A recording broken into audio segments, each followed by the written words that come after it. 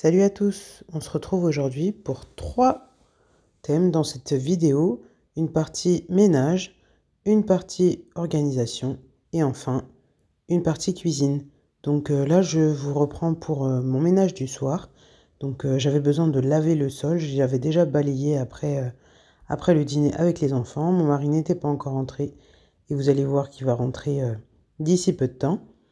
Et du coup je voulais tester également mon nouveau seau.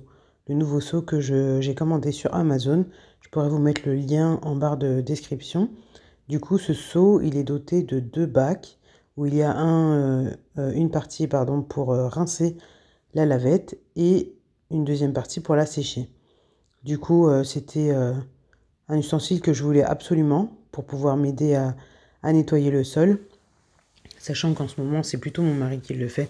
Puisque comme vous le voyez, je suis bien ronde.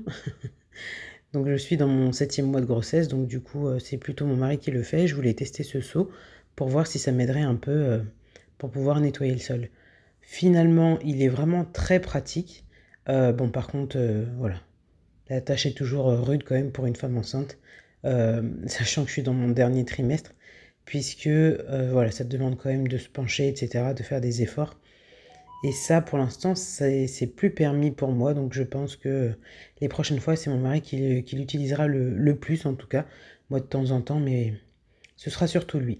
Donc là, vous voyez également mon salon. Donc, le salon que nous avons depuis que nous avons déménagé. Je ne vous avais pas encore fait de vidéo où vous pouviez le voir. Donc là, voilà. La décoration est plutôt tournée noir, blanc et doré. C'est assez soft comme ce qu'on avait dans notre ancien appartement, pardon. Donc du coup voilà, là il fallait nettoyer le sol après avoir mangé. Les enfants étaient en train de se détendre dans la chambre avant que j'aille leur lire l'histoire du soir.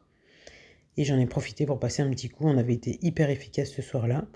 Là vous voyez également mon meuble que j'ai à l'entrée. Donc pareil, je voulais nettoyer également cette partie-là. Et j'en ai profité pour nettoyer également la cuisine. Et je vous montre tout de suite ce que ça donne une fois que tout est propre, donc le salon. Donc, avec les différents plans, vous allez le voir un peu mieux. Donc là, depuis l'entrée, voilà ce que ça donne. Donc on a également un petit balcon lié du coup à ce salon. Donc là, il y avait encore quelques cartons qui traînaient, des cartons de luminaires qu'on avait achetés le week-end en même temps que les casseroles que je vais vous présenter juste après.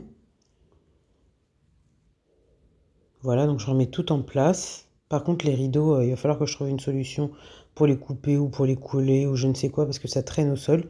Si vous avez une idée, n'hésitez pas à me le dire en commentaire plutôt. Voilà, donc là, la vue depuis l'entrée du salon.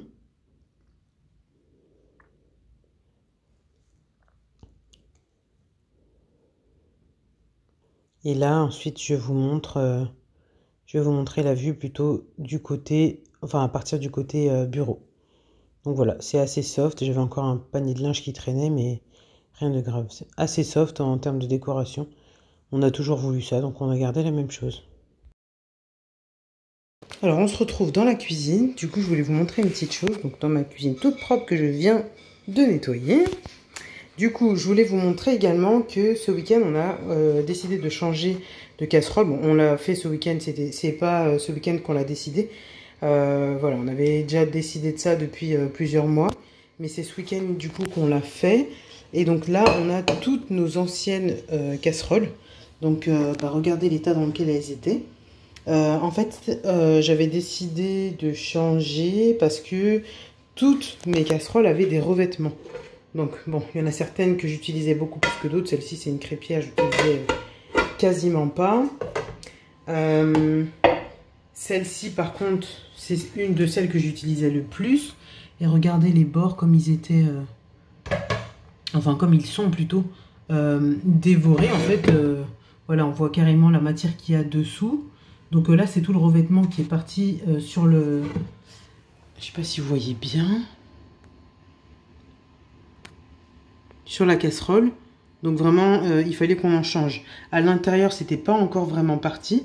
Voilà, ça n'avait pas commencé à se dégrader, mais ça risquait très vite de le faire également. Donc on a décidé de changer. Pareil, celle-ci, c'est une que j'utilisais aussi beaucoup pour faire mes sauces. Donc, vous voyez, comme c'est rayé au fond. Ça a même changé de couleur. Voilà. Celle-ci, on l'utilisait beaucoup pour les œufs. Bon, là, elles sont passées au lave-vaisselle. Donc, c'est pas qu'elles sont un peu blanchies aussi. Mais on l'utilisait beaucoup pour faire les œufs le matin, notamment. Donc, pour se faire des omelettes et tout. Celle-là, on l'utilisait pas très souvent. Et puis, vous voyez qu'en plus, elle était brûlée. Et j'avais pas eu le courage de la nettoyer entièrement. Donc, elle était repartie dans le placard. Pardon, elle était repartie dans le placard comme ça. Et enfin, donc celle-ci, je ne l'ai pas beaucoup utilisée. Donc c'était la même que la rouge là, mais en plus petit format. Voilà. Donc celle-ci, je ne l'ai pas beaucoup utilisée. Mais pareil, il y avait un revêtement dedans. Donc en fait, toutes mes casseroles avaient des revêtements dedans. Le seul ustensile de cuisine, enfin de casserole, poêle, etc., que j'avais qui n'avait pas de revêtement, c'était ma cocotte. Donc là, ma cocotte, je l'ai gardée. Sinon, tout ça, ça partira à la déchetterie. Et je vais vous montrer tout de suite ce qu'on a pris. Donc là, on a la cocotte que ma mère m'avait achetée il y a quoi maintenant? Il y a 3 ans. Donc bientôt, je pense que je changerai de format parce que je trouve que ça commence à être un peu petit. Voilà, avec le couvercle, etc. Avec la soupape. Donc celle-ci, elle est toute en inox, donc parfaite. Voilà, pour pouvoir faire les légumes, les soupes, etc., les sauces. Donc celle-ci, elle est toute en inox. Donc celle-ci, je la garde. Et je pense qu'elle va encore faire un petit temps avant qu'on change de format. Je pense qu'on changera de format avant que ce soit la cocotte en elle-même qui a un problème. Parce que voilà, ça a l'air d'être quand même assez résistant. Et celle-ci, c'est une Seb. Clips au minute. Voilà. Ensuite, donc on s'est doté d'une sauteuse. Je ne pourrais pas vous dire exactement le format. Je vais regarder dessous si c'est noté. Moi, je vois rien là comme ça, mais voilà, on s'est doté d'une sauteuse pour pouvoir faire office de poêle déjà. Et puis aussi pour remplacer celle-là. Celle qui était, j'avais une poêle un peu profonde comme pour les wok. Donc celle-ci, elle fait aussi très bien l'affaire. J'ai déjà cuisiné 2 fois dedans, donc vraiment elle fait très bien l'affaire. Après c'est vrai que ça accroche un peu par rapport à une casserole avec du revêtement, mais moi je préfère, voilà, quand je sais que je mange pas de revêtement, vraiment je préfère, même si ça accroche un peu, voilà, je suis plus vigilante quand je cuisine, et puis c'est tout. On s'est doté également de ce grill. Celui-là, je ne l'ai pas encore utilisé, mais j'ai tellement hâte. Ça, c'est en fonte, donc je vous dis pas le poids que ça pèse. C'est bien adapté au four à induction, enfin à la cuisson, à la plaque à induction, pardon. Donc voilà, ça c'est des critères que j'ai bien vérifiés avant de pouvoir prendre mes casseroles. Ma batterie de cuisine, parce que voilà, moi j'ai que de l'induction, donc il fallait absolument que ce soit compatible. Donc celle-ci, elle pèse super lourd. Pareil, on l'a prise à Ikea. J'ai pris 2 énormes casseroles, une de 3 litres si je me trompe pas, non, une de 5 litres et une de 10 litres, pour pouvoir cuisiner absolument tout ce que je veux, dans les proportions que je veux. Donc voilà, celle-ci, là on voit le 4 litres noté ici. Et c'est une 10 litres avec le couvercle en verre. Il me semble... Avec le couvercle en verre. Et du coup, donc celle-ci, c'est celle de 5 litres. Et en dessous, on a la même chose en 10 litres. Donc du coup, voilà. Je vais pouvoir vraiment m'éclater avec tout ce que je vais préparer. Donc ça faisait longtemps que je voulais une énorme casserole. Et ben voilà, c'est chose faite. J'ai profité du fait qu'on change pour pouvoir me prendre cette grosse casserole. Donc celle-ci, donc celle de 5 litres, c'est l'équivalent de ce que j'avais là ici et que j'utilisais énormément. Donc voilà, ça va pouvoir ça fait exactement la même fonction. Et du coup, celle de 10 litres, là, ça va être pour vraiment les gros repas, etc. Où il y a de la viande, il y a de la sauce, etc. Voilà, donc voilà ce que je voulais absolument vous montrer. Donc moi, comme je vous le disais, ce que j'ai opté pour ce changement-là parce que je ne voulais plus de revêtement dans mes casseroles. qui est, c'est une matière du coup qui est dangereuse pour la santé. Peut-être pas à court terme, mais à long terme, ce sont des matières qui sont dangereuses pour la santé. Peut-être qu'on n'en parle pas suffisamment. Si ça vous intéresse, voilà, je pourrais faire plus de recherches pour vous en parler plus longuement. Mais vous, voilà, j'aimerais bien que vous me dites quel type de casserole vous utilisez. Dites-moi ça en commentaire, quel type de casserole vous utilisez. Si vous envisagez d'en changer, si vous connaissez les risques également. Je serais curieuse de savoir voilà, si la communauté Unomom est au courant de ces sujets-là et si surtout ce sont des sujets qui vous intéressent. Moi, c'est clairement un sujet qui m'intéresse, donc je pourrais approfondir. Mais voilà, j'ai besoin de savoir si vous aussi, ce sont des sujets qui vous intéressent. Donc merci de me répondre en commentaire, même les plus timides, etc. N'hésitez pas à me répondre en commentaire. Et puis je me ferai un plaisir de vous lire et de pouvoir vous répondre. Voilà, on va passer à la troisième partie de cette vidéo avec la préparation d'un 4/4.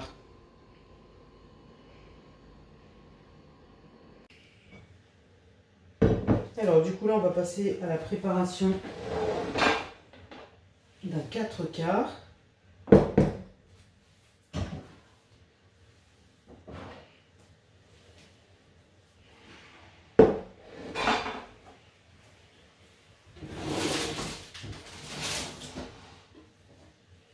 Donc pour le 4/4, c'est tout simple, on aura besoin de 250 g de beurre, 4 œufs, 250 g de farine et 250 g de sucre.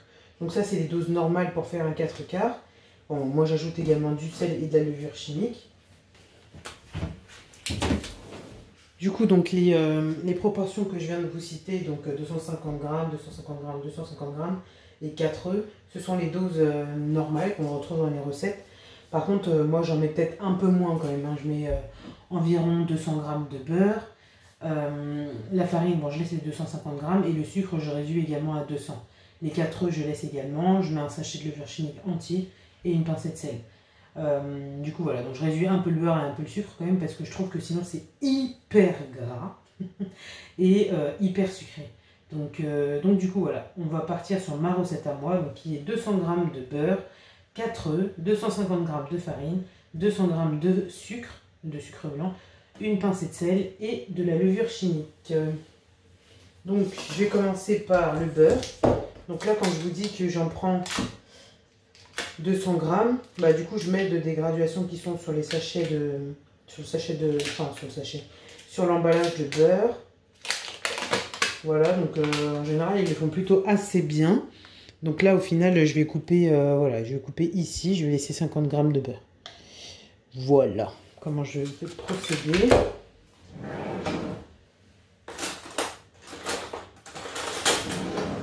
Donc je vais couper là. Après, c'est pas, voilà, c'est vraiment à l'œil, hein, donc c'est environ 200 g. Je ne saurais pas dire s'il y a 210 ou 195, enfin voilà. Il faudrait que je pèse, mais je suis pas à la... Je ne suis pas au gramme près. Juste, je ne vais pas mettre tout mon bloc de beurre en entier. Et vous voyez quand même que 200 g, c'est énorme. Donc, c'est bien suffisant pour un gâteau. En plus, qui va être englouti en moins de 24 heures. Donc, heureusement, pas par une seule personne. Mais bon, quand même, ça fait beaucoup de beurre. Donc, voilà. Le gros morceau de beurre. Et ça repart au frigo. Voilà, donc ça je vais le mettre au micro-ondes.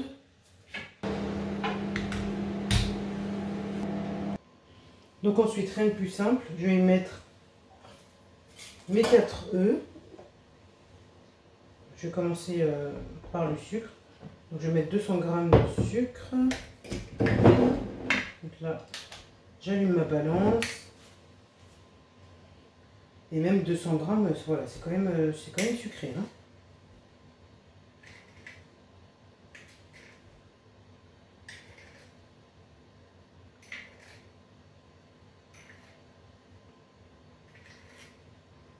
Voilà, je suis à 199. Je m'arrête là. Je vais y mettre mon sachet de levure chimique.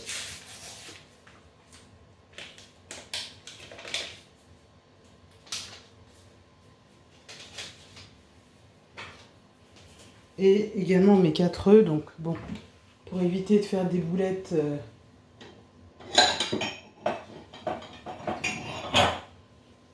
Pour éviter de me louper du coup sur les œufs, je préfère prendre un petit bol à côté et casser mes œufs dans le bol. Comme ça, si jamais il y a une coquille qui tombe dedans, je peux la récupérer facilement.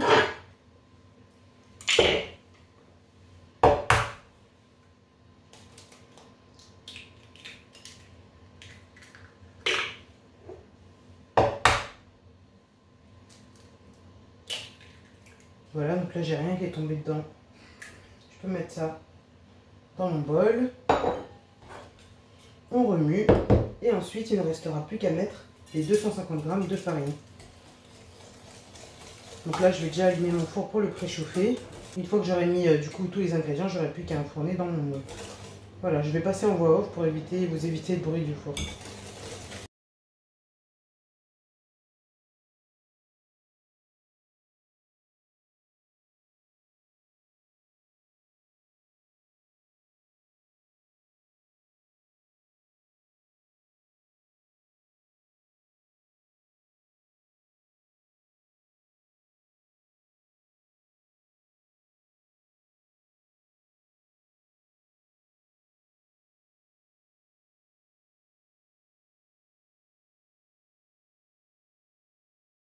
Et voilà mon 4 quarts une fois cuit. Il est tout beau. Donc là, ça servira pour le goûter des enfants. Et également, demain matin, je pense qu'on en mangera une petite part. Donc j'espère que cette vidéo vous aura plu. N'hésitez pas à me dire ce que vous en avez pensé en commentaire. Et si vous n'êtes pas abonné aussi, n'hésitez pas à vous abonner. Parce que ça, je ne le dis pas très souvent. Mais il y en a besoin. Et je vous dis à bientôt dans une prochaine vidéo.